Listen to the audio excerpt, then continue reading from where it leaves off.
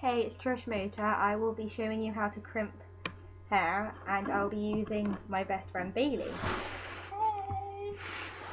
So let's just start. I've already put Bailey's hair into sections, so I've put the rest of her hair up and the part down so that it's easier to crump.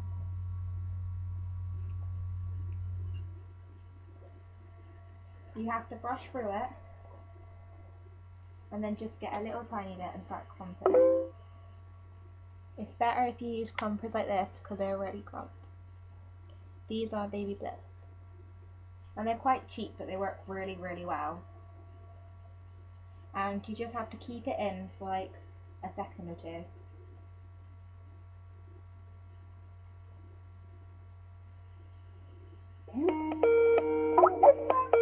God. Just ignore that. And then it'll go really crimpy like that. And then all you have to do is do it with the rest of the hair.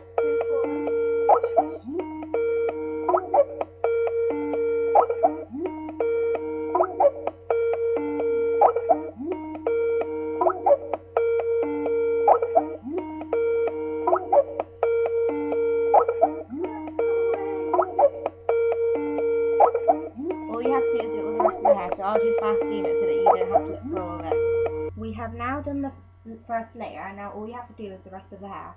It might take about 15 or 20 minutes, so I'll just show you the finishing result. This is the finishing look. It's all crimped. It took about 10 or 20 minutes, and it's got lots of volume, and she'll just show you what it looks like. We decided not to to crimp the fringe because it would look a bit rough, so we decided to do that. Thank you for watching.